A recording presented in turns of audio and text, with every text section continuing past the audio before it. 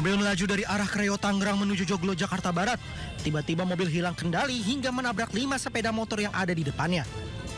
Pengemudi enggan keluar dari kendaraannya sehingga memicu emosi massa. Massa merusak kaca depan mobil menggunakan helm. Pengemudi akhirnya keluar dari dalam mobil dan dibawa ke kantor polisi. Yang rusak 3. Yang rusak 3, yang kena Parah. ada 5. Udah nabrak, mundur, nabrak lagi ngantem, biar aja. Tidak ada korban jiwa atas insiden ini. Kini kasus ditangani unit laka lantas Satuan Wilayah Jakarta Barat. Dari Jakarta, Miftahul Gani, iNews melaporkan. Informasi pertama, pemirsa, sebuah bangunan rumah makan di Pondok Labu, Jakarta Selatan terbakar. Kebakaran juga menghanguskan lantai 2 bangunan yang digunakan sebagai tempat tinggal karyawan rumah makan. Info, ada kebakaran depan warteg OBP. Sebuah warung makan 24 jam di Jalan Rumah Sakit Fatmawati, Pondok Labu, Cilandak, Jakarta Selatan terbakar. Banyaknya bahan yang mudah terbakar membuat api membesar dan menghanguskan lantai 2 bangunan yang digunakan sebagai tempat tinggal karyawan. Petugas mengerahkan 11 unit damkar dan 42 personil ke lokasi. Api bisa dipadamkan 1 jam kemudian. Diduga kebakaran diakibatkan hubungan arus pendek listrik. Tidak ada korban jiwa dalam peristiwa ini. Kasus kebakaran ini ditangani Polsek Cilandak, Jakarta Selatan. Dari Jakarta, Miftahul Gani, iNews melaporkan. Pemirsa, diduga mesin induk di dalam kamar mesin meledak, kapal Pukat Teri terbakar saat menangkap ikan di perairan Belawan. Akibat kejadian ini, 3 orang nelayan meninggal dunia, 5 hilang dan 13 orang nelayan berhasil diselamatkan kapal ikan lainnya.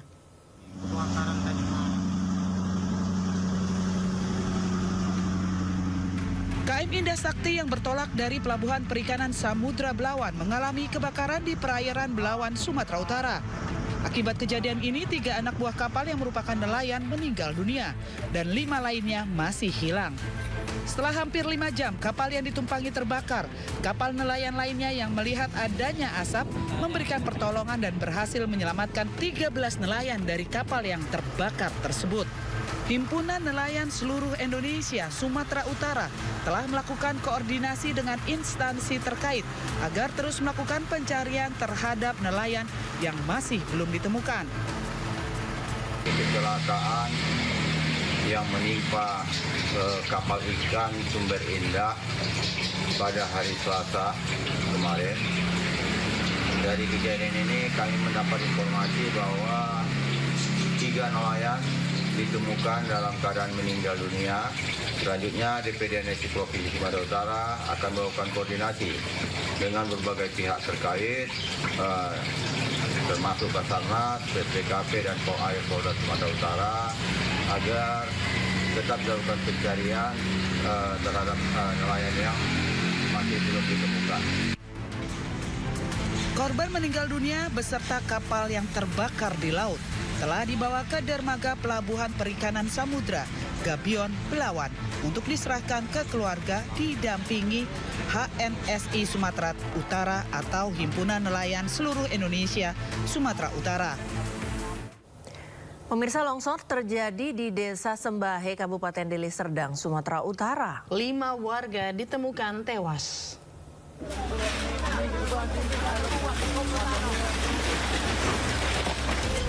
Tanah longsor menimpa Desa Sembahe, Kecamatan Sibolangit, Kecamatan Deli Serdang, Sumatera Utara pada Selasa malam. Sedikitnya 8 rumah warga tertimbun longsor yang terjadi pada pukul 21.30 waktu Indonesia Barat ini. Kejadian bermula saat hujan lebat terjadi sejak sore hingga malam hari. Kondisi tanah yang labil diduga tak mampu menahan beban air sehingga memicu longsor. Tim SAR melakukan operasi di tengah kondisi medan yang berat, licin, serta cuaca yang kurang bersahabat. Dari operasi tersebut, 6 korban berhasil dievakuasi. 5 diantaranya dinyatakan meninggal dunia dan 1 luka-luka dilarikan ke RSUD Pancur Batu. Untuk tadi malam itu tim gabungan sudah mengevakuasi beberapa korban dari teman-teman yang tadi malam sudah mencari teman-teman Basarnas,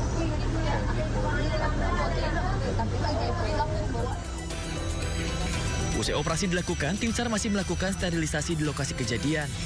Masyarakat pun diminta terus waspada akan adanya longsor susulan. Dari Deli Serdang, Sumatera Utara, Tim Liputan, iNews melaporkan.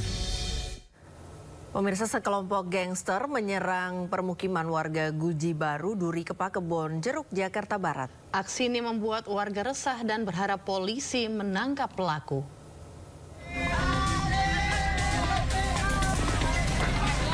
Sekelompok gangster dengan senjata tajam menyerang ke permukiman warga Guji Baru, Duri Kepa, Kebon Jeruk, Jakarta Barat. Tak hanya dengan senjata tajam, mereka juga menyerang warga dengan air keras. Para gangster ini mundur setelah mendapatkan perlawanan dari warga.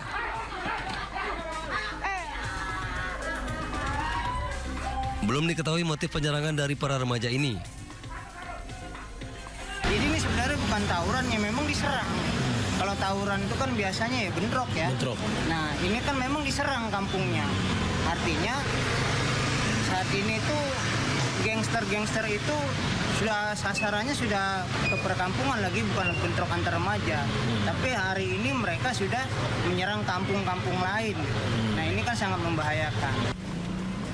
Tidak ada korban jiwa ataupun luka, namun bekas siraman air keras masih membekas di jalan permukiman warga. Warga berharap petugas menindak tegas pelaku dan rutin menggelar patroli agar aksi penyerangan serupa tidak kembali terjadi. Dari Jakarta, Miftahul Gani, Ainus melaporkan. Ya Priska, nih miris ya melihat berita ini ya, bahwa kalau biasanya itu kan tawuran gitu. Ini malah menyerang warga, bahaya sekali. Dan yang diserang itu warga nggak ada angin, nggak ada hujan, tiba-tiba diserang pakai air keras loh. Tadi itu bawa gayung, terus itu mau nyerang gitu. Itu artinya penjualan air keras juga mudah. Iya. Mudah dibeli begitu air keras. Artinya harus perlu diperhatikan lagi ya terhadap penjualan air keras tersebut ya. Iya, dan juga perlu diperhatikan bahwa kejadian seperti ini terjadi di tengah kota begitu. Betul. Dan harus ditertibkan dong. Iya. Tentunya. Jangan dicontoh lagi dengan daerah-daerah lain ya. Dan penegak hukum harus agresif melihat ini sebagai sesuatu yang serius dan harus ditindak.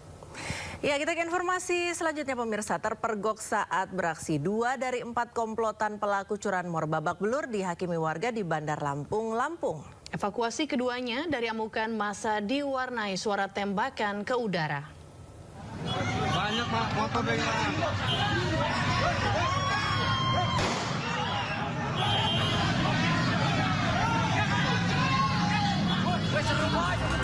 Suara tembakan polisi ini mewarnai evakuasi 2 pelaku curanmor saat dihakimi massa di bawah jembatan layang, Kelurahan Tanjung Agung, Kecamatan Tanjung Karang Timur, Bandar Lampung, Lampung. Kedua pelaku itu berhasil ditangkap usai mencuri sepeda motor milik warga yang terparkir di sebuah toko tak jauh dari lokasi kejadian. Sementara 2 pelaku lainnya berhasil kabur. Dari hasil pemeriksaan, pelaku telah beraksi di 4 lokasi berbeda di kota Bandar Lampung. Polisi juga menyita 2 motor curian yang disimpan di area parkir pusat perbelanjaan di Bandar Lampung sebelum dibawa ke kampung halamannya di Kabupaten Lampung Timur. Dari hasil pengembangan bahwa pelaku ini inisial A dan juga R ya, sesudah melakukan pencuriannya, dia mengamankan juga di safe house, tepatnya di salah satu mall, parkiran salah satu mall yang ada di kota Bandar Lampung. Keduanya digelandang polisi ke Mapolresta Bandar Lampung guna dilakukan pemeriksaan lebih lanjut dan terancam 7 tahun penjara. Polisi masih memburu 2 orang pelaku lainnya yang sudah diketahui identitasnya. Dari Bandar Lampung, Lampung, Ruslan AS, Ainus melaporkan. Pemirsa, diduga menggelapkan uang sebesar 1,8 miliar rupiah. Seorang oknum guru diamankan di Polrestabes Palembang. Modus pelaku tukar uang baru untuk lebaran.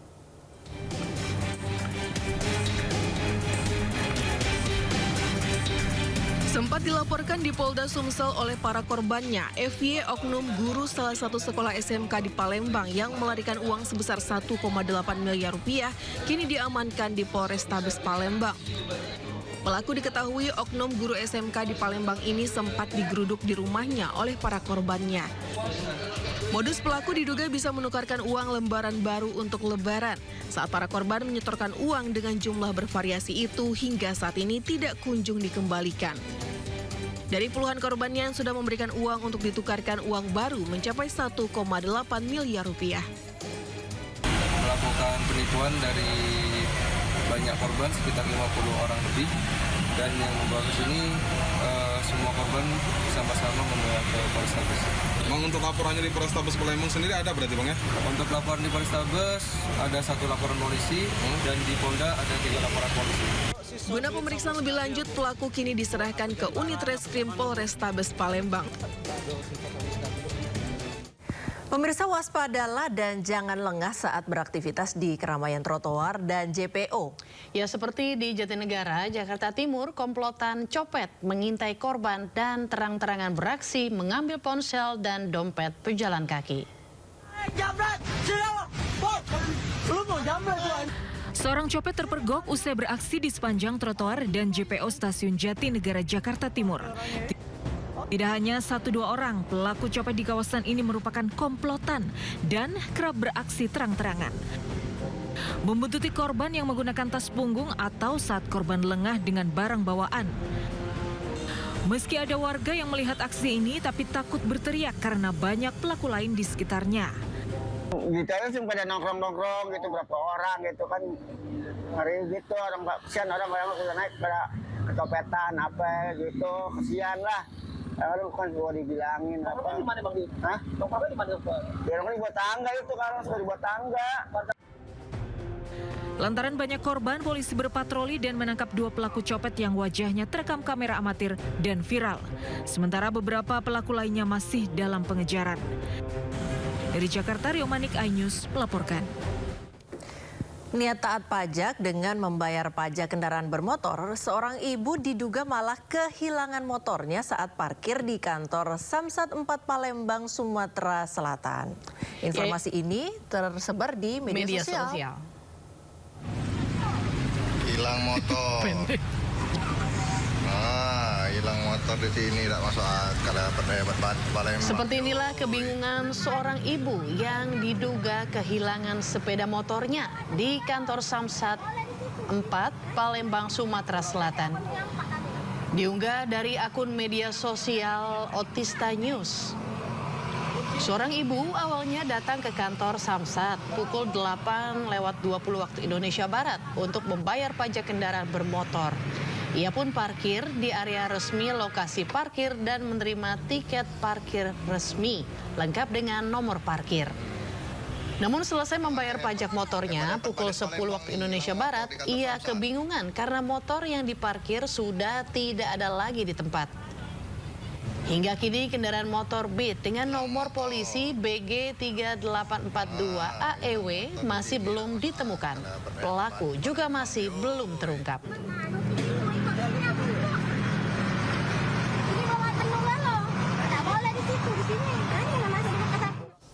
Ya, ini sekaligus mungkin kalau pemirsa ada yang melihat atau mengetahui informasi tentang motor BG 3842 AEW, boleh dibantu menginformasikan ya, karena miris banget masa orang mau bayar pajak motor, motornya hilang. Dan parkirnya resmi ya. Parkirnya resmi di kantor Samsat gitu. Kalau sampai, kalau misalnya parkirnya di sembarang tempat di pinggir jalan, oke lah. Ditanggung jawab pribadi ya kalau hilang. Nah, ini di kantor Samsat pakai karcis parkir resmi tapi hilang, petugas parkirnya kemana? Ya, gitu. Dan mungkin harapannya juga Pak Polisi untuk membantu segera menemukan motor ibu ini ya. Betul. Karena pasti CCTV ada di beberapa tempat ya. Kalau di kantor-kantor kayak Samsat, kantor-kantor fasilitas pemerintahan resmi, itu biasanya pasti ada CCTV kan ada dananya ya untuk pengadaan kayak gitu ya.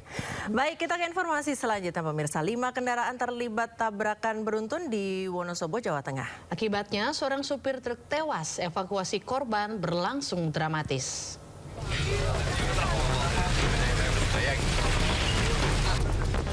Inilah detik-detik sesaat setelah truk yang mengangkut batu kapur untuk sekolah rakyat menabrak 4 kendaraan lain di jalur Tengkorak, Wonosobo, di jalan turunan Desa Madukoro, Kretek, Wonosobo. Truk terjungkal dan terguling setelah menabrak kendaraan truk pengangkut kayu, mobil pickup, dan sepeda motor. Kecelakaan bermula ketika truk bermuatan batu kapur dari arah Temanggung menuju Wonosobo. Di lokasi jalanan turunan tajam, diduga pengemudi truk tidak mampu menguasai kendaraannya sehingga menabrak 4 kendaraan lain. Akibat kecelakaan, Pengemudi truk pengangkut kayu meninggal dunia di TKP. Proses evakuasi berlangsung dramatis karena korban terjepit. Kini jenazah korban dibawa ke PKU Muhammadiyah, sementara 3 korban lainnya dibawa ke rumah sakit. Kurang bisa menguasai keadaan sehingga oleng ke kanan dengan berbenturan dengan KBM yang bermuatan kayu, truk tol diesel. Juga ada lagi truk dam yang ada di sebelah kanan itu parkir, kemudian 1 KBM APV dan 1 sepeda motor. Korban yang meninggal dunia berapa? Kami sampaikan dalam proses penyidikan sementara ini, korban dari KBM truk ini yang dari arah Wonosobo, 1 orang langsung MD dan sudah. Penyebab pasti kecelakaan ini masih dalam penyelidikan Satlantas Polres Wonosobo. Dari Wonosobo, Jawa Tengah, Didik Dono Hartono, iNews melaporkan.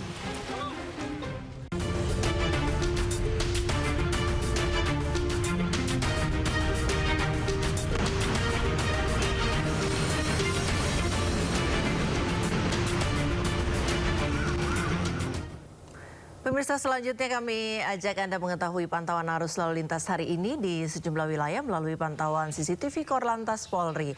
Kita akan bergabung dengan Brigadir Treslinda di studio NTMC Polri. Selamat pagi Brigadir Treslinda, bagaimana pantauan arus lalu lintas di sejumlah titik di wilayah Indonesia melalui pantauan CCTV? Ya baik, terima kasih Priska dan juga Ayu. Pemirsa, kami akan mengupdate informasi arus lalu lintas terkini untuk menemani aktivitas pagi Anda. Kita awali dari kawasan Bundaran Pondok Indah, Jakarta Selatan. Saat ini arus lalu lintas dari arah Lebak Bulus yang akan mengarah ke Blok M ataupun Fatmawati dalam keadaan ramai dan lancar. Ini baru saja lepas dari antrian traffic light, kemudian dari Lebak Bulus Fatmawati yang akan mengarah ke Bintaro saat ini mengalami perlambatan di antrian traffic light. Meskipun begitu, kami harapkan Anda tetap menggunakan jalur sesuai dengan ketentuan, parkir di belakang garis stop untuk memberi ruas jalan bagi pejalan kaki pada zebra cross. Kita beralih ke CCTV selanjutnya, yaitu dari kawasan Simpang Coca-Cola, Jakarta Timur. Arus lalu lintas dari arah Cempaka Putih akan mengarah ke Pulau Gadung saat ini dalam keadaan ramai dan lancar. Di arah sebaliknya, Pulau Gadung yang akan mengarah ke arah Cempaka Putih dalam keadaan relatif lancar. Meskipun lalu lintas lancar, kami harapkan Anda tetap mengutamakan keselamatan di jalan, mengingat kawasan ini juga ramai akan aktivitas masyarakat yang berlalu lalang. Dan kita beralih selanjutnya ke kawasan Simpang Maya Tegal, Jawa Tengah.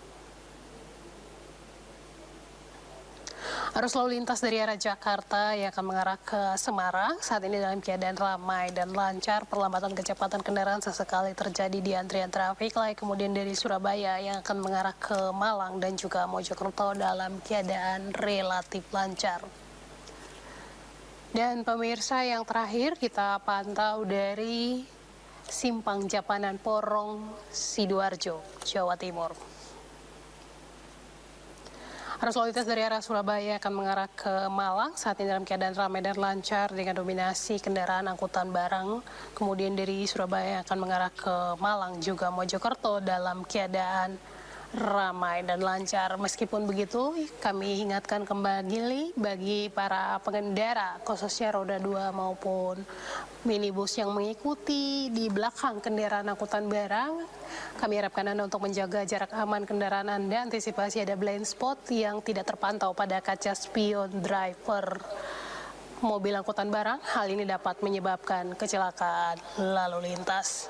Kami juga menginformasikan data SMS Korlantas Polri dalam kurun waktu 1x24 jam terjadi 241 kasus laka lantas dengan rincian 24 orang meninggal dunia, 38 orang luka berat serta 308 orang luka ringan. Dari data tersebut 70% terjadi pada waktu siang hari. Dan bagi para pengguna jalan yang akan beraktivitas pada pagi hari ini, periksa kembali kelaikan kendaraan. Kemudian bagi Anda yang akan beraktivitas di Ibu Kota DKI Jakarta, perlu kami sampaikan bahwa saat ini sistem ganjil genap masih diberlakukan hingga pukul 10 untuk tahap 1. Tentunya kami harapkan Anda dapat mengikuti arahan serta petunjuk petugas kami yang berada di lapangan. Mengingat ini tanggal ganjil, maka hanya kendaraan yang berplat nomor ganjil saja yang dapat melintasi di kawasan-kawasan yang menerapkan sistem ganjil genap. Demikian Brigadir Treslinda melaporkan, Ayu juga Priska. Kembali ke Anda di studio, silakan. Ya, terima kasih Brigadir Treslinda melaporkan dari studio NTMC Polri Jakarta. Selamat bertugas kembali dan salam presisi.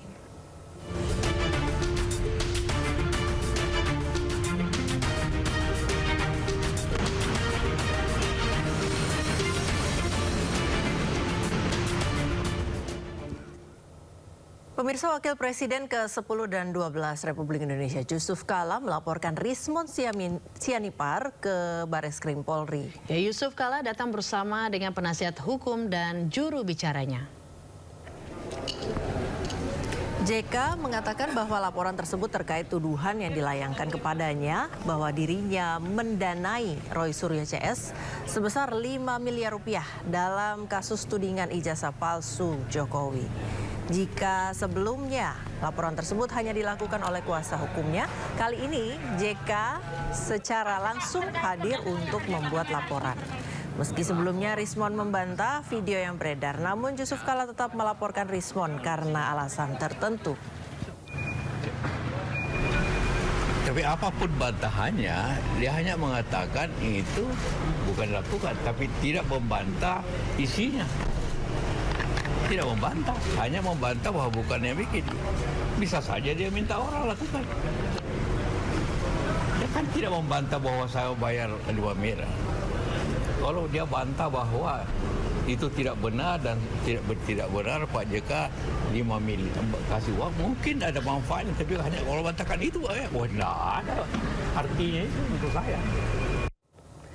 Dalam kesempatan tersebut, pemirsa, Yusuf Kala juga meminta Presiden ke-7 Republik Indonesia Joko Widodo menunjukkan ijazah aslinya. Ya, hal ini demi menghentikan perpecahan di tengah masyarakat.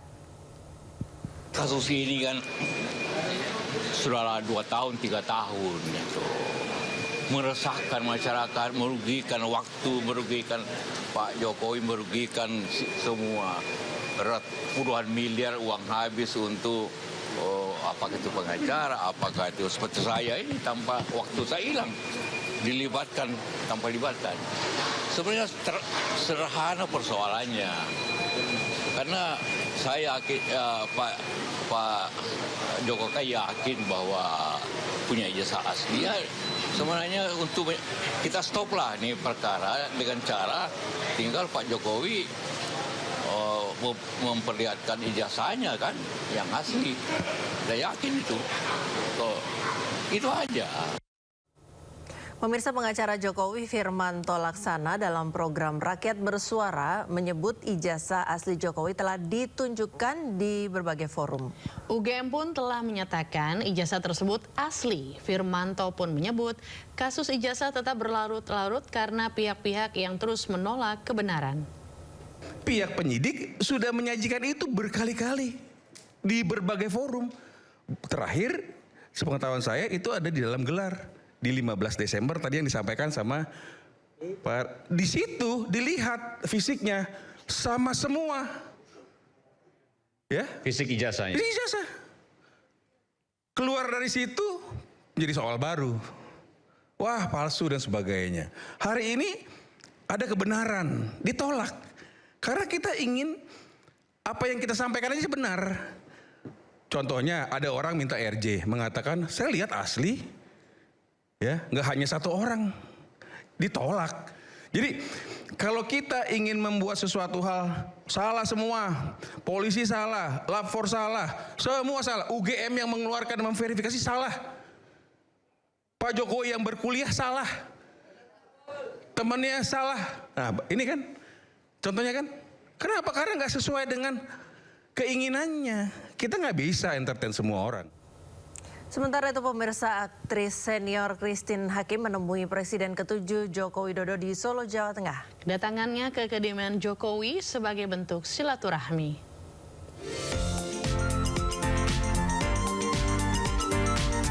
Aktris senior Christine Hakim menemui Presiden ke-7 Joko Widodo di Banjarsari, Solo.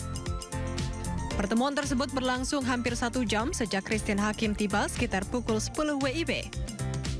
Christine mengatakan kedatangannya ke kediaman Jokowi sebagai bentuk silaturahmi. Bapak juga masih dibutuhkan untuk pemeliharannya, dukungannya buat kepentingan masa depan.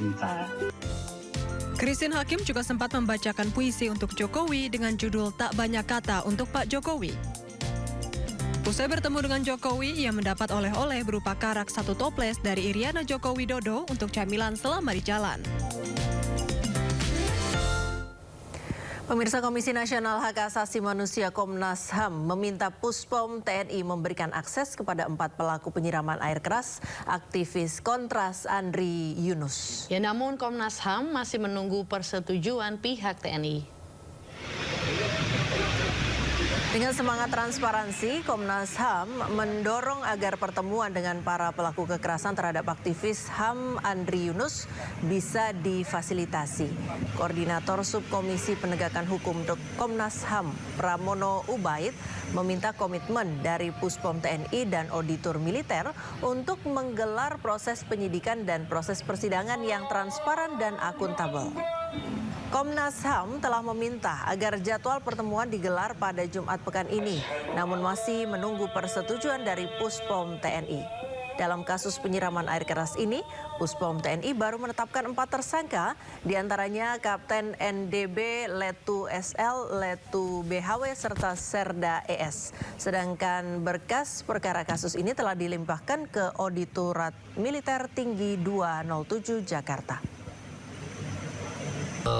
Salah satu yang kita minta agar proses penyidikan di Puspom itu berjalan secara transparan, itu kan kita minta 3 hal, tapi salah satunya adalah Komnas HAM diberi akses untuk bertemu dengan 4 orang pelaku. Nah, itulah yang saat ini masih kita koordinasikan.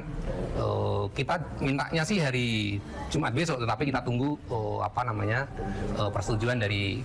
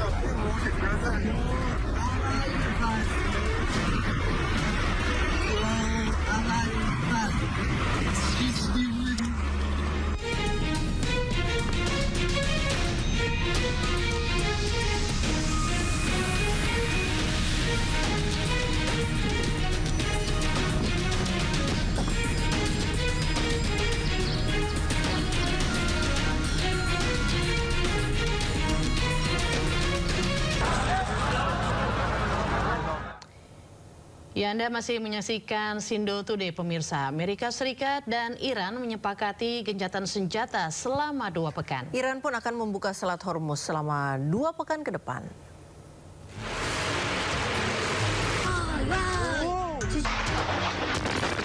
Perang Amerika Israel dengan Iran yang berlangsung selama 6 pekan mencapai kesepakatan gencatan senjata. Gencatan senjata disepakati selama 2 pekan. Dalam pernyataan yang diunggah di media sosialnya, Trump menyatakan menunda serangan dengan syarat Iran harus membuka Selat Hormuz. Trump menyatakan gencatan senjata bersifat 2 arah, namun Trump tidak secara spesifik menyebut Israel yang turut serang Iran dan Lebanon. Trump juga menyatakan kesepakatan damai jangka panjang dengan Amerika Serikat kian dekat dengan Amerika terima 10 poin proposal gencatan senjata dari Iran.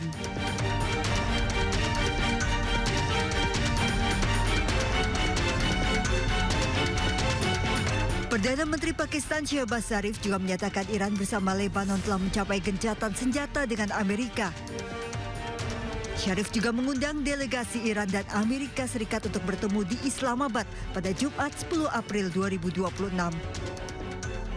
Pertemuan ini diharapkan bisa hasilkan kesepakatan lebih jauh untuk mengakhiri sengketa kedua pihak.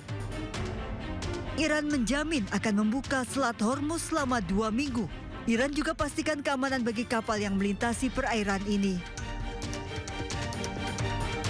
Jaminan diungkapkan oleh Menteri Luar Negeri Iran Abbas Araghchi di media sosialnya. Araghchi juga menyebut pembicaraan terkait perdamaian akan dimulai Jumat 10 April nanti di Islamabad, Pakistan. Usai Selat Hormuz dibuka, harga minyak dunia turun tajam. Harga minyak mentah Brent turun 13 hingga 14% di harga $95,06 Amerika per barel. Sementara minyak mentah West Texas Intermediate yang berasal dari Amerika Serikat turun 18% di harga $92,61 Amerika per barel.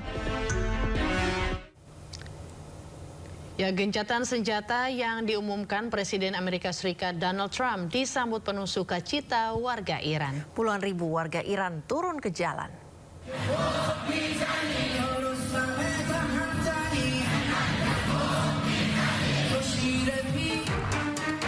Warga Iran berkumpul di jalanan Teheran pada Rabu dini hari waktu setempat usai Presiden Amerika Serikat Donald Trump mengumumkan penundaan serangan. Mereka turun ke jalan merayakan kabar baik tersebut sambil membawa bendera sambil bersorak-sorai. Sebagian warga menyebut aksi turun ke jalan sebagai bentuk syukur atas penghentian sementara peperangan yang sudah terjadi selama 6 pekan terakhir. Sebelumnya, Presiden Amerika Serikat Donald Trump mengumumkan gencatan senjata selama 2 pekan dalam konflik dengan Iran. Pengumuman tersebut 90 menit sebelum tenggat waktu yang diberikan kepada Iran. Nasionalisme warga Iran selama eskalasi konflik terlihat sangat kuat. Bahkan mereka mendaftar untuk bela negara. Presiden Iran Masoud Pezeshkian mengungkap 14 juta warga Iran termasuk dirinya telah mendaftarkan diri sebagai relawan.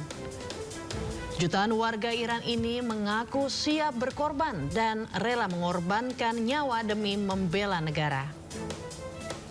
Pesan Pezeshkian di akun media sosialnya ini menjawab ultimatum Amerika sebelumnya.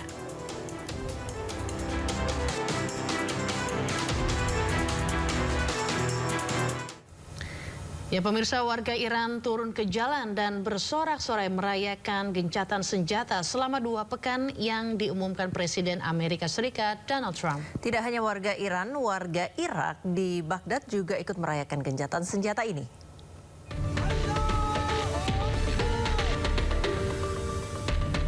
Jalan-jalan di Iran dipenuhi warga. Mereka bersorak dan mengucapkan syukur setelah Presiden Amerika Serikat Donald Trump mengumumkan melalui media sosialnya akan menunda serangan ke Iran. Pemerintah Iran menegaskan gencatan senjata ini adalah bentuk kemenangan Iran dalam perang melawan Amerika Serikat dan Israel. Meski ditunda selama 2 pekan, Iran tetap bersiap hadapi serangan Israel. Tidak hanya warga Iran, perayaan gencatan senjata juga berlangsung di ibu kota Irak, Baghdad.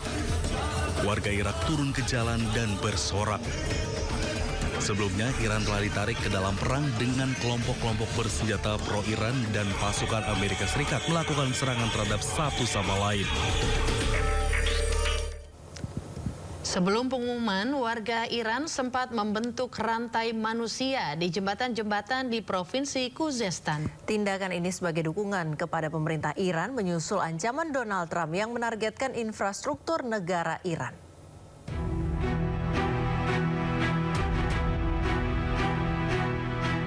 Rekaman video menunjukkan kerumunan orang berkumpul di jembatan Desful, berdiri berbaris, melambaikan bendera nasional dan memegang spanduk. Aksi ini sebagai dukungan kepada pemerintah Iran, menyusul ancaman Donald Trump untuk menargetkan infrastruktur negara tersebut.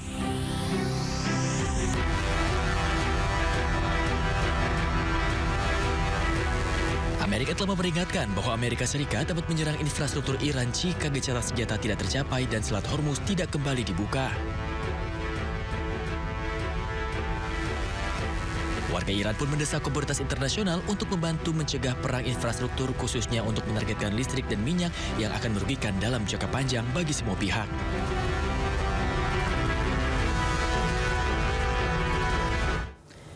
Sementara itu, tokoh oposisi Iran Reza Pahlavi mengajak militer Iran untuk bersatu dan melindungi Iran. Reza Pahlavi juga meminta warga serta militer Iran bergerak dan menggulingkan rezim yang ada saat ini.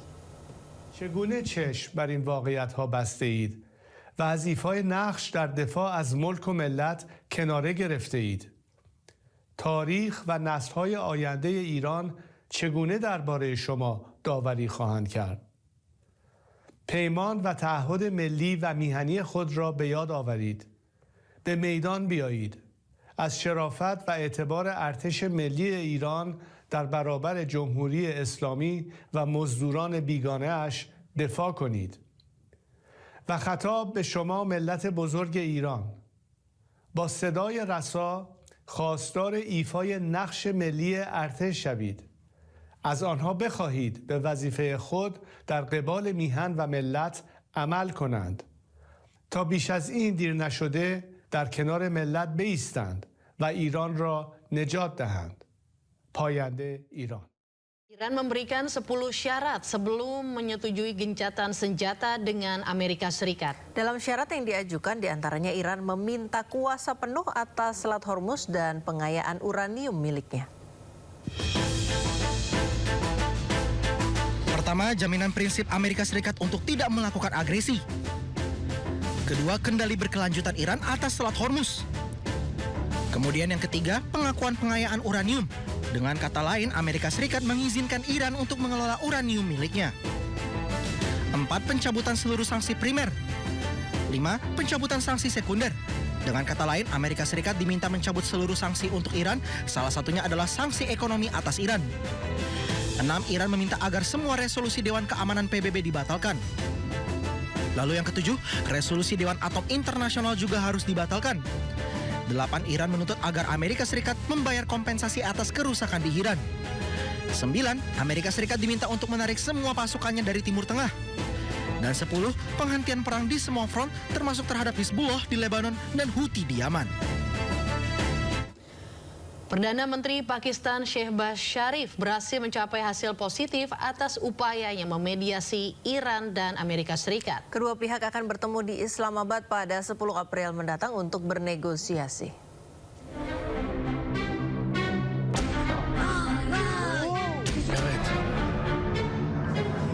Konflik AS Israel dan Iran di Timur Tengah memasuki minggu ke-6. Setelah ancaman serangan besar-besaran AS ke Iran untuk membuka Selat Hormuz batal diluncurkan, kini kedua belah pihak justru sepakat melakukan gencatan senjata. Perdana Menteri Pakistan Shehbaz Sharif melalui akun resmi media sosial X menyatakan Iran dan AS telah sepakat melakukan gencatan senjata.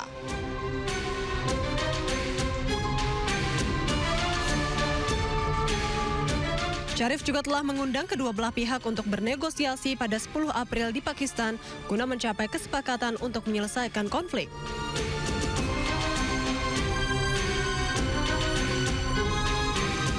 Diketahui ketegangan di Timur Tengah telah berlangsung sejak 28 Februari lalu dan masih berlangsung hingga kini. Usai kesepakatan gencatan senjata antara Amerika Serikat, Zionis Israel dengan Iran, sejumlah warga menyuarakan keraguannya. Mereka mempertanyakan komitmen kedua negara tersebut untuk menepati perjanjian.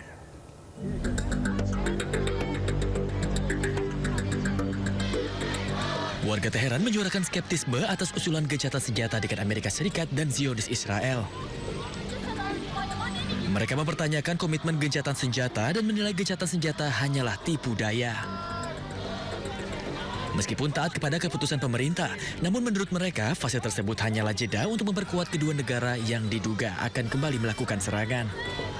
بس میکنن مثل مثلا رینگ بوکس و کشتی و اینها یه استراحتی بینش میکنن دوباره قوی تر از قبل وارد میشن. اینجوری نیستش که اینا به اشتباه خودشون اعتراف کرده باشن، از تجاوز خودشون پشیمون شده باشن. برای همین چون اینا هنوز پشیمون نشدن ما اعتقاد داریم که این صلح و سازش کاملا غیرعاقلانه است. Reaksi ini muncul usai Donald Trump menulis di laman media sosialnya bahwa ia telah setuju untuk menangguhkan serangan terhadap Iran selama 2 minggu dengan syarat Teheran membuka kembali Selat Hormuz. Menteri Luar Negeri Iran, Abbas Araghchi, mengatakan angkatan bersenjata Iran akan menghentikan operasi pertahanan jika serangan terhadap negara itu berhenti. Ia juga menambahkan bahwa Teheran akan kembali membuka Selat Hormuz selama 2 minggu. Perdana Menteri Pakistan Shehbaz Sharif mengatakan delegasi Iran dan Amerika Serikat diperkirakan akan bertemu di Islamabad pada 10 April untuk melanjutkan negosiasi menuju kesepakatan yang lebih luas. Mantan Kepala Kontraterorisme Amerika Serikat Joe Kent melontarkan peringatan keras terkait upaya perdamaian yang dirintis pemerintahan Amerika Serikat dengan Iran. Kent menyebut adanya risiko sabotase dari pihak sekutu khususnya Israel yang dapat menggagalkan rencana gencatan senjata bersejarah selama 2 pekan ke depan. It's absolutely essential that we ensure that the Israelis do not sabotage this 2-week ceasefire or eventually the lasting peace that we're trying to achieve with the Iranians. We're on the cusp of being able to have the Strait of Hormuz reopened to hopefully start to get the world energy supply and commerce back online. The last thing we need is the Israelis doing what they have done in past negotiations and targeting the negotiators or taking a series of strikes that escalates the conflict. In order to ensure that we can restrain the Israelis, we actually have to start removing features of the military support that we give to them. We have to take away enough from them that they simply cannot go on the offense, that they're using all their military capabilities that we provide for them and that they have organically for the defense of their country and not for offensive operations inside of Iran. It's absolutely critical that we take this step and don't just take Israel's word for it, that they agree to this ceasefire simply because they have a very bad track record of adhering to these deals. We also have to keep in mind that Israel has a different strategic outcome than we do. Us working towards any kind of a deal with the Iranian government works against the Israeli strategic objectives of toppling this government completely and totally. We have to recognize that in order to properly address Israel, because Israel could spoil any peace that President Trump is working to achieve. Pemirsa, pemerintah Iran sepakat gencatan senjata dengan Amerika Serikat. Iran pun akan membuka Selat Hormuz selama 2 pekan ke depan.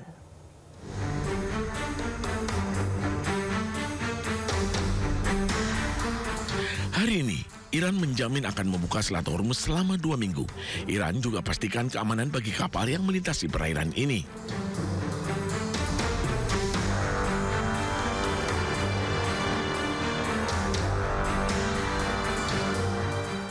Jaminan diungkapkan oleh Menteri Luar Negeri Iran, Abbas Araghchi, di media sosialnya. Araghchi juga menyebut pembicaraan terkait perdamaian akan dimulai Jumat 10 April nanti di Islamabad, Pakistan.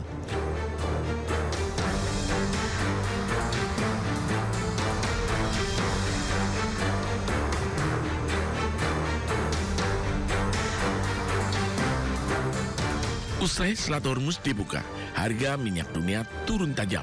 Harga minyak mentah Brent turun 13 hingga 14% di harga 95,06 US dollar per barel.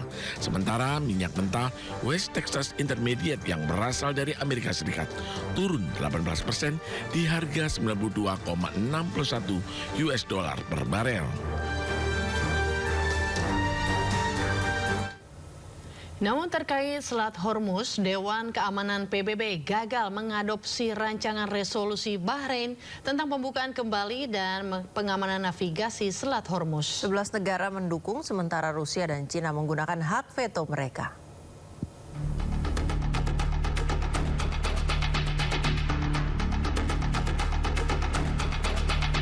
Rancangan resolusi disusun oleh Bahrain menyuruhkan langkah-langkah pertahanan terkoordinasi untuk memastikan kebebasan navigasi di Selat Hormuz. Hasilnya 11 negara mendukung, Kolombia dan Pakistan abstain, sementara Rusia dan Cina menggunakan hak veto mereka sebagai anggota tetap Dewan untuk memblokir resolusi tersebut. 实现和平而努力。遗憾的是，决议草案未能全面平衡反映冲突的根源和全貌。有关片面谴责施压，定性为对国际和平与安全的威胁，以及武力护航等内容，极易被歪曲甚至滥用，极易被曲解甚至滥用。在当前美国公然威胁一个文明的生存，这场强加于伊朗的战争极有可能进一步升级的背景之下，决议草案如获通过，将发出极为错误的信号，产生极为严重的后果。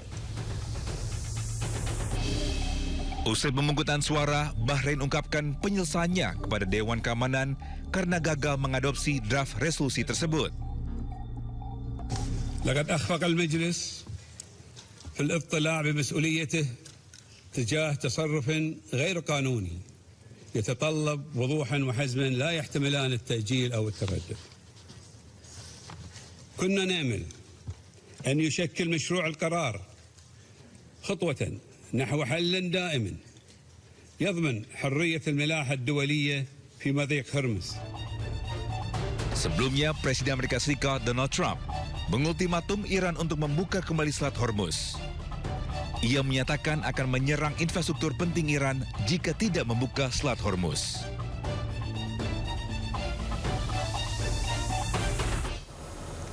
Sebuah rumah warga di Baghdad, Irak dihantam serangan udara menyebabkan 2 warga sipil tewas. Hingga kini otoritas tempat masih menyelidiki sumber serangan tersebut. Serangan udara pada Selasa malam menghantam sebuah rumah warga hingga terbakar hebat. Ledakan susulan terdengar saat api terus membesar, memicu warga sekitar panik berlarian menyelamatkan diri. Akibat serangan ini, 2 warga sipil dilaporkan tewas, sementara sejumlah lainnya terluka. Hingga kini otoritas setempat masih menyelidiki sumber serangan.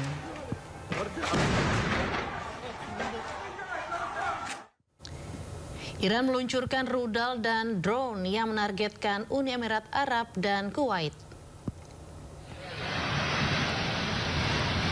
Iran mengkonfirmasi serangan yang diluncurkan ke Uni Emirat Arab dan Kuwait. Iran menyebut serangan tersebut sebagai balasan atas serangan terhadap fasilitas minyak di Pulau Lavan.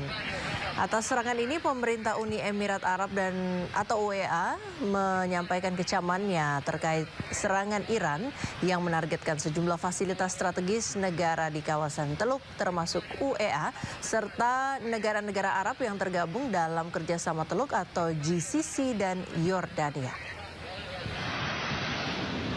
What we are witnessing is a dangerous shift toward targeting civilian infrastructure with an aim of undermining economic stability rather than achieving legitimate military objectives. Moreover, let me be very clear on this point. Attempts to frame this conflict as a religious war are misleading and do not reflect reality. This is a matter of security, sovereignty, and international law, not religion. I repeat, it is not a religious war. Even more concerning is the pattern we are witnessing. Iran is directing the majority of its attack toward neighboring countries, countries that have not initiated escalation and have not called for this war. Setelah Presiden Amerika Serikat Donald Trump mengumumkan gencatan senjata terhadap Iran selama 2 minggu. Gelombang serangan udara besar-besaran Zionis Israel mengguncang Lebanon, menghantam puluhan target Hizbullah dalam hitungan menit.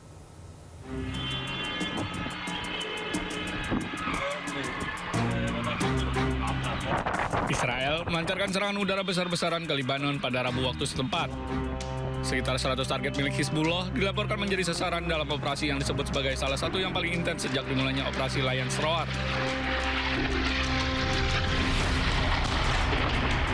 Rekaman di lapangan menunjukkan ledakan dahsyat yang disertai kepulan asap tebal, memung dari berbagai titik di ibu kota Beirut. Militer Israel menyatakan serangan difokuskan pada markas dan infrastruktur militer Hizbullah yang dihantam secara simultan hanya dalam waktu 10 menit.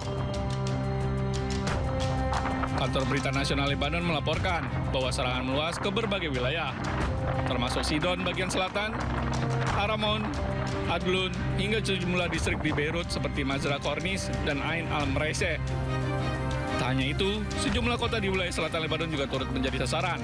Serangan ini terjadi hanya beberapa jam setelah Presiden Amerika Serikat Donald Trump mengumumkan gencatan senjata terhadap Iran selama 2 minggu.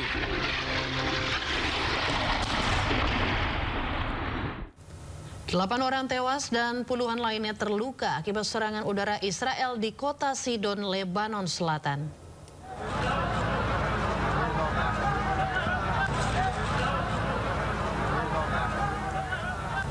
Serangan militer Israel menyasar sebuah kafe di tepi pantai kota Sidon, Lebanon Selatan pada Selasa malam.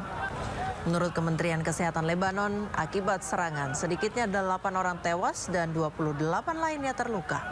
Serangan dilancarkan saat warga Lebanon masih tertidur, hanya beberapa menit setelah Presiden Amerika Serikat Donald Trump mengumumkan gencatan senjata antara Amerika dan Iran selama 2 pekan.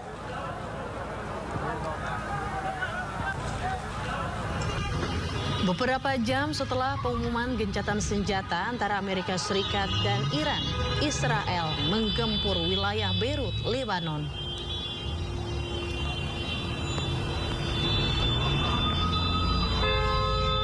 Serangan menyasar kawasan permukiman dan wilayah strategis, salah satunya Corniche al-Mazra.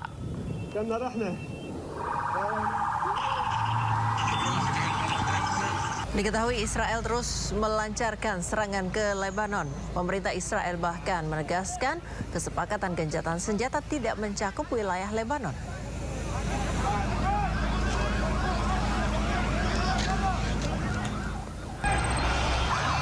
Usai serangan bertubi-tubi dari Israel, sejumlah gedung di Beirut, Lebanon luluh lantah.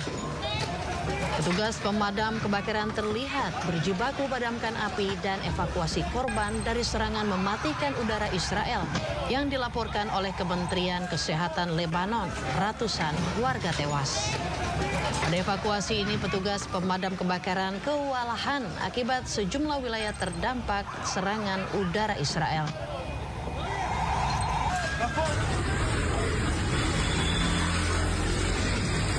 Penduduk berlari menyelamatkan diri di jalanan.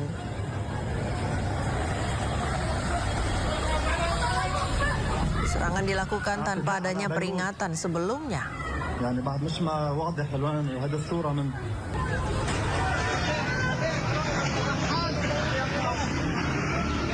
Serangan udara di Lebanon ini menyebabkan ratusan orang tewas.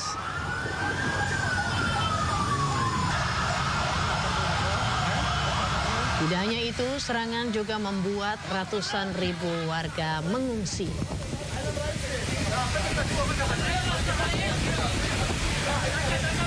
Serangan ini juga membuat Iran berpotensi menarik gencatan senjata andai Israel terus-terusan membombardir Lebanon.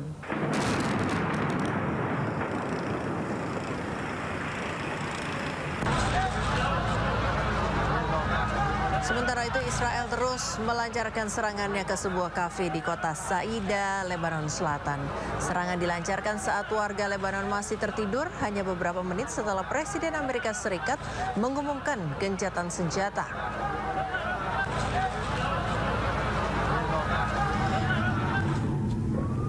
Militer Israel juga menargetkan wilayah pendudukan kota Srifa, Lebanon Selatan.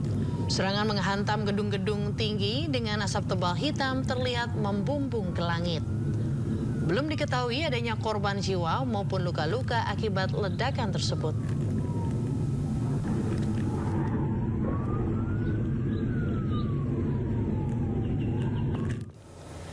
Pejuang Hizbullah kembali melancarkan serangan rudal ke pangkalan militer Israel di wilayah Nisrim dan Zef, kota Haifa, Israel.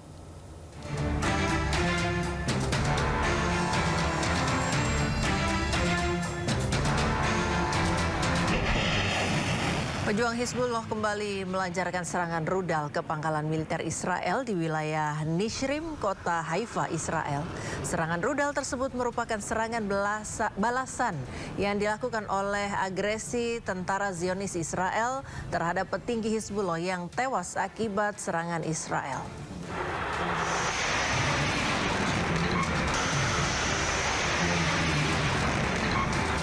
Tidak hanya di wilayah Nishrim, pejuang Hizbullah juga melancarkan serangan rudal ke pangkalan militer Israel ke wilayah Zeev, kota Haifa, Israel.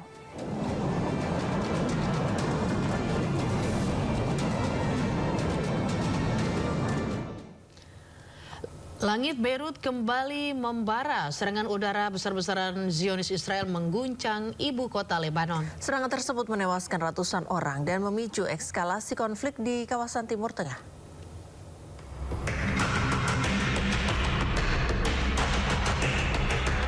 Serangan udara intens dilancarkan Israel ke sejumlah wilayah di Lebanon, termasuk kawasan Mazra Corniche di Beirut. Tim selamat dan pemadam kebakaran langsung dikerahkan ke lokasi untuk menangani dampak serangan. Asap tebal membumbung tinggi dari bangunan yang hancur, sementara warga berkumpul menyaksikan situasi mencekam. Media lokal melaporkan serangan menyasar berbagai titik strategis, mulai dari pusat kota Beirut hingga wilayah selatan seperti Sidon dan sejumlah kota lainnya. Militer Israel mengklaim telah menghantam lebih dari 100 target militer Hizbullah hanya dalam waktu 10 menit. Di tengah eskalasi, Amerika Serikat dan Iran sebelumnya telah menyepakati gencatan senjata bersyarat selama 2 minggu. Namun Israel menegaskan kesepakatan tersebut tidak mencakup operasi militer yang tengah berlangsung terhadap Hizbullah di Lebanon. Situasi ini semakin mempertegas ketegangan yang belum mereda di kawasan Timur Tengah. Pemirsa, PBB memaparkan temuan awal investigasi kematian 3 prajurit TNI yang tergabung dalam UNIFIL di Lebanon Selatan. Terungkap tembakan tank Israel menjadi penyebab kematian salah satu prajurit. Today, we 3 brave Indonesians, Major Zulmi, Adia, Berdasarkan temuan awal PBB dari bukti yang tersedia, penyebab insiden pada 29 Maret di Edik El Ksair terjadi karena proyektil peluru utama tank kaliber 120 mm. Proyektil ini ditembakkan oleh tank Merkava milik Israel dari arah timur menuju Et Taibe. Dalam kejadian ini, Praka Farizal Ramadan menghembuskan nafas terakhir. Sementara itu terkait insiden 30 Maret di Bani Hayyan, ledakan disebabkan oleh perangkat peledak rakitan IED yang diaktifkan oleh korban tripwire. Menurut PBB, kemungkinan besar peledak rakitan ini dipasang oleh Hizbullah. Dalam insiden ini, Kapten Zulmi Aditya dan Sertu Muhammad Nur Ikhwan gugur. PBB sendiri memastikan Israel seharusnya sudah mengetahui posisi seluruh personel dan fasilitas UNIFIL. Far from home. With one purpose. Regarding the first incident on March 29th, based on the available evidence, including analysis of the impact site and notably the fragments of the projectile discovered in UN position known as 7-1. The projectile was a 122mm tank main armament round fired by an Israeli Defense Force Merkava tank from the east in the direction of Taiba. It's recalled that to mitigate the risk to UN personnel, UNIFIL had again provided the Israel Defense Forces with the coordinates of all of our positions and all of our facilities. And that had been done both on March 6th and March 22nd. Sebelumnya Israel berdalih Hizbullah yang menyerang markas UNIFIL. Indonesia pun menuntut penyelidikan menyeluruh oleh PBB.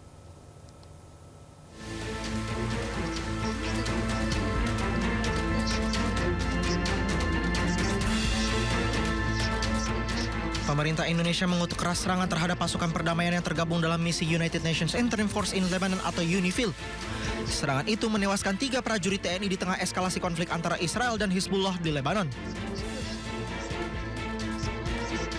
Akibat kejadian ini, Indonesia menuntut penyelidikan menyeluruh oleh Perserikatan Bangsa-Bangsa dan menolak segala bentuk alasan dari pihak Israel.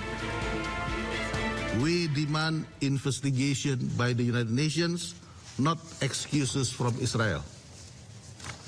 We demand the Security Council to keep abreast of the investigation and to immediately follow up the results.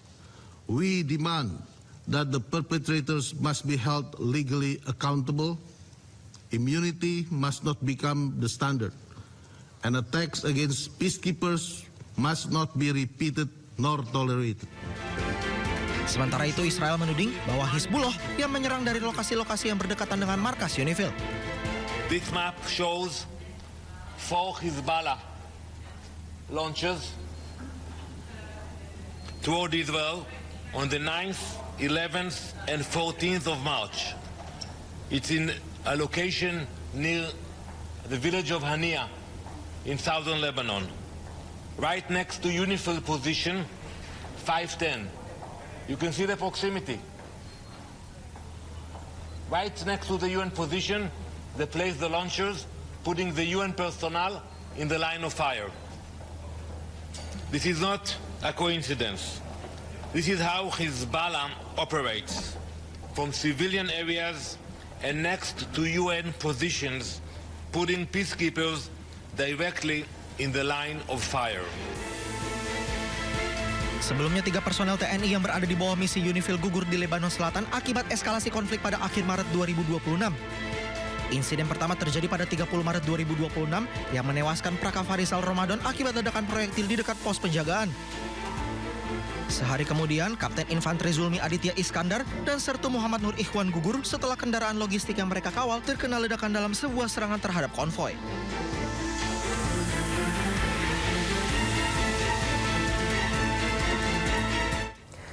Pemirsa, meski gencatan senjata selama 2 pekan, pemerintah Indonesia tetap memfasilitasi kepulangan ratusan WNI yang masih tertahan di wilayah Iran. Sekitar 281 WNI akan segera dievakuasi secara bertahap. Total sekitar 281 orang WNI yang berada di wilayah Iran, 35 orang diantaranya adalah ABK yang berada di kapal-kapal yang di pesisir Iran. Terkait perkembangan terkini di Iran, KBRI terus mematangkan rencana evakuasi tahap berikutnya dengan melakukan kontak dengan para WNI yang telah menyatakan siap untuk dievakuasi. Dan tentunya terkait rencana evakuasi ini terus disesuaikan dengan kondisi terkini dan situasi di lapangan, mengingat perlu dipastikan bahwa pergerakan para WNI tersebut juga dilakukan melalui rute-rute yang aman, baik pada saat menuju titik kumpul maupun pergerakan menuju titik destinasi evakuasi di negara lain. Presiden Prabowo Subianto mengatakan sumber minyak dan gas Indonesia tidak terlalu banyak melewati Selat Hormuz. Sehingga Indonesia masih bisa mencari alternatif migas lain. Sementara itu Prabowo juga pastikan pemerintah akan pertahankan harga BBM subsidi terutama bagi rakyat kecil. Sumber-sumber minyak dan gas kita tidak terlalu banyak yang lewat Selat Hormuz. Kita bisa mencari alternatif lain selain kita punya kekuatan dalam negeri yang sangat kuat. Ada periode yang kita harus atasi bersama, tapi saya terima kasih tim saya, menteri-menteri ekonomi saya, handal, terima kasih. Mereka laporkan, Pak, tenang. Untuk BBM yang bersubsidi kita akan pertahankan untuk rakyat kecil dan rakyat miskin. Kita akan pertahankan untuk 80% rakyat kita. Tapi pada saatnya yang orang-orang kuat, orang-orang kaya, ya kalau mau pakai bensin yang mahal, ya dia harus bayar harga pasar. Lo udah kaya minta subsidi lagi. Ya enggak lah, yang kita bela rakyat miskin. Menteri Keuangan Republik Indonesia Purbaya Yudi Sadewa membuka opsi pemangkasan gaji menteri dan anggota DPR RI sebagai langkah efisiensi fiskal. Menteri Purbaya memperkirakan pemangkasan berada di kisaran 25% dengan tujuan menjaga defisit APBN tetap di bawah ambang batas 3%. Meski demikian, Purbaya menegaskan angka tersebut masih sebatas perkiraan pribadi dan belum menjadi keputusan resmi pemerintah. Kayaknya 25%. Gaji menteri udah ada. Kalau saya nggak tahu, kalau menteri sih nggak apa-apa. Kali ini kita lihat kebijakan presiden seperti apa. Tapi kalau gaji bapak dipotong gimana pak? Apa? Kan banyak duitnya. Tapi udah potong berapa misalnya? Iya saya kan nggak tahu. Kira-kira berapa pak kena potongnya pak? Kayaknya 25%. Gaji menteri udah ada pembicaraan DPR. Belum tebak. Kalian nebak saya. Saya tebak kira-kira 25%. Sementara itu pemirsa, untuk menutupi biaya operasional yang terus membengkak, para pengrajin tempe di Kota Cimahi, Jawa Barat memilih untuk memperkecil ukuran tempe. Ya, hal ini seiring dengan kenaikan harga kacang kedelai dan bahan plastik yang terus melonjak naik di pasaran.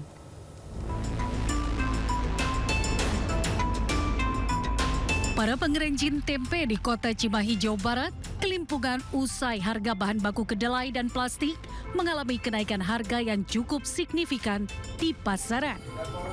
Untuk menutupi biaya operasional yang terus membengkak, para pengrajin tempe memilih untuk memperkecil ukuran dibandingkan menaikkan harga. Hal ini dikarenakan jika menaikkan harga tempe akan mengalami penurunan daya beli. Selain memperkecil, produksi tempe pun dikurangi hingga 30% karena daya beli masyarakat yang menurun. Saat ini bahan baku utama pembuatan tempe yakni kacang kedelai sudah tembus di angka Rp10.800 per kilogram, sementara harga plastik bening dari Rp30.000 menjadi Rp50.000 per pak. Harga dibikin tetap tapi paling kita lebih kecil lah ukurannya. Tapi nggak sampai setipis ATM, nggak, masih normal lah gitu ya. Ya kita tapi kalau udah stabil lagi ya kita kembali lagi ke ukuran semula gitu aja kalau tempe Pak. Meski demikian, harga jual tempe masih di angka Rp6.000 per papan. Para pengrajin tempe berharap agar pemerintah ikut serta dalam menstabilkan harga kacang kedelai dan plastik di pasaran sehingga para pengrajin tempe bisa tetap bertahan di tengah ekonomi global. Dari Cimahi, Jawa Barat, Yuwono, Ayus melaporkan. Ayu suka makan tempe? Suka banget dong. Nah, favorit di rumah tuh tempe goreng. Sayangnya, kasihannya ini pengrajin tempe sudah mulai pusing tujuh keliling karena harus gimana ya, naikin harga atau ngecilin ukuran. Akhirnya mereka memilih untuk mengecilkan ukuran tempe supaya harganya tetap sama. Dan tetap gitu. dibeli oleh masyarakat ya? Ya, ini imbas dari kenaikan harga plastik, Ayu dan juga pemirsa. Dan kalau goreng tempe itu kan harus pakai minyak ya. Kalau minyak gimana Priska? Minyak ya naik turun sih ya harganya ya. Tapi yang ini nih katanya minyak kita juga mulai hilang dari pasaran. Padahal itu yang ditunggu-tunggu oleh banyak rakyat Indonesia karena lumayan murah kan ya harganya. Betul. Gitu. Jangan-jangan nanti kalau nongol minyak kitanya harganya naik lagi. Aduh, jangan ya. Ya, oke. Untuk mengetahui informasi tentang minyak kita yang jadi favorit ibu-ibu dan mulai menghilang di pasaran, kita akan terhubung dengan rekan Dilami Aulia. Selamat pagi Dilami. Silakan dengan laporan Anda.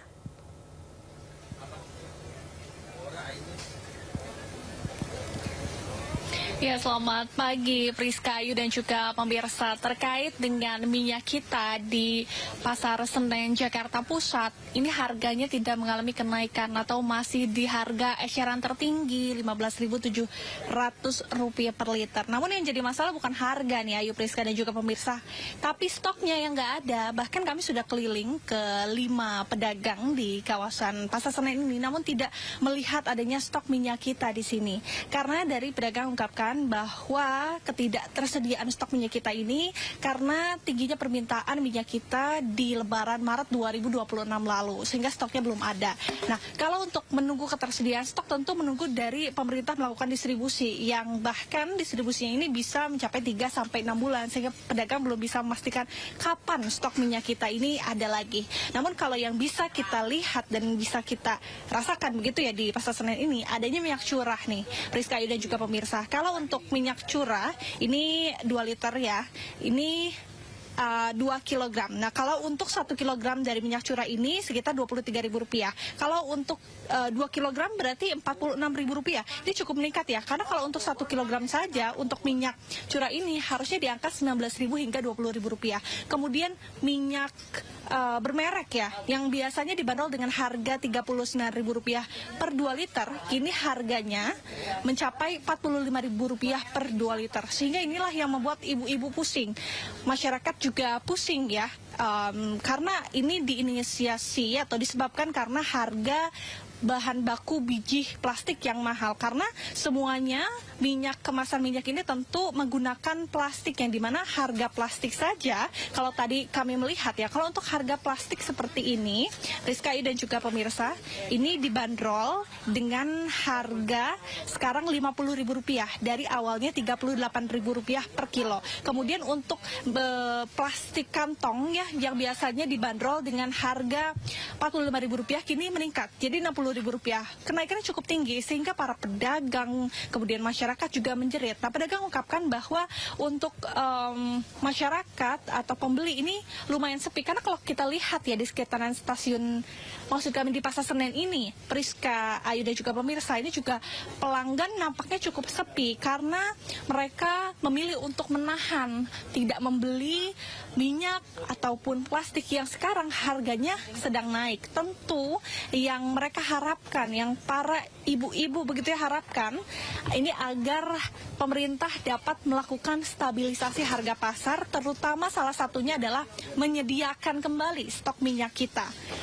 Dan tentu kita berharap kalau nanti minyak kita sudah tersedia stoknya, ini tidak meningkat harganya, masih sesuai HRT di angka 15.700. Sementara demikian kembali ke Priska, Ayu. Ya, terima kasih Dilami dan juga rekan kameramen yang bertugas di Pasar Senen, Jakarta Pusat. Pemirsa, Anda masih menyaksikan Sindo Today. Presiden Prabowo memastikan meski harga aftur naik, namun ongkos haji tahun ini turun Rp2 juta. Biaya haji tahun 2026 kini menjadi Rp87,4 juta, turun dibandingkan tahun 2025 Rp89,4 juta. Meski harga aftur naik, Presiden memastikan penurunan biaya ongkos haji Rp2 juta. Kepastian ini diumumkan Presiden di depan jajaran menteri, wakil menteri, pejabat BUMN, dan kepala lembaga negara di Istana. Bahkan pemerintah telah berhasil memperpendek masa tunggu antrean haji dari sebelumnya 48 tahun, kini menjadi 26 tahun. Pelaksanaan haji tahun 2026 ini, kecuali pemerintah Arab Saudi menentukan lain, kalau kita laksanakan, kita pastikan bahwa biaya haji tahun 2026 kita turunkan harganya sekitar Rp2 juta. Walaupun harga aftur naik, tapi kita berani menurunkan biaya haji untuk tahun ini.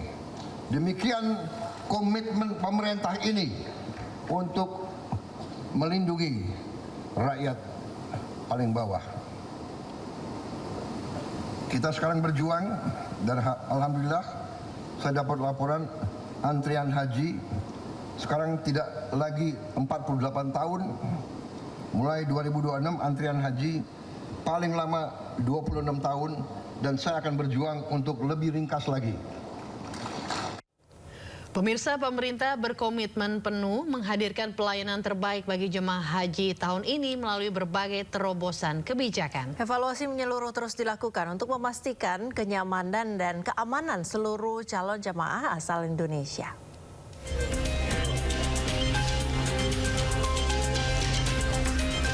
Dalam Rakernas Konsolidasi 2026 di Tangerang, Banten, Menteri Haji dan Umroh Muhammad Irfan Yusuf menegaskan agar seluruh jajaran bekerja maksimal. Perbaikan layanan menjadi prioritas utama guna menghindari terulangnya catatan negatif dari tahun sebelumnya. Mengenai kenaikan harga tiket pesawat, pemerintah memastikan beban tersebut tidak akan dibebankan kepada jamaah. Sesuai arahan Presiden Prabowo Subianto, pemerintah akan mencarikan alternatif pembiayaan termasuk melalui APBN. Sebagai bagian dari peningkatan layanan, distribusi kartu nusuk akan dilakukan di Indonesia sebelum keberangkatan guna memastikan kelancaran mobilitas jamaah di Arab Saudi. Bisa APBN atau bisa sumber lain, misalkan BPKH. Tapi yang jelas Presiden menyatakan jangan dibebankan kepada jamaah. Alhamdulillah persiapan sudah selesai semua, visa sudah 100% keluar, kartu nusuk. Tadi pagi saya panggil perwakilan syarikat, mereka menyatakan 100% sudah di Indonesia semua, tinggal membagi kepada jamaah nanti dan diaktifkan di Indonesia. Bagaimana? Menhaj menegaskan dirinya optimis penyelenggaraan haji tahun ini akan berjalan lancar, aman, dan penuh berkah. Pemirsa, MNC Asset Management memberikan literasi terkait produk investasi reksadana dalam acara Halal Bihalal dengan Perkumpulan Asosiasi Dana Pensiun Indonesia Komda 6 di Surabaya, Jawa Timur. Investasi reksadana menjadi salah satu solusi investasi yang aman dalam menghadapi berbagai krisis dan dinamika yang membuat ekonomi global bergejolak.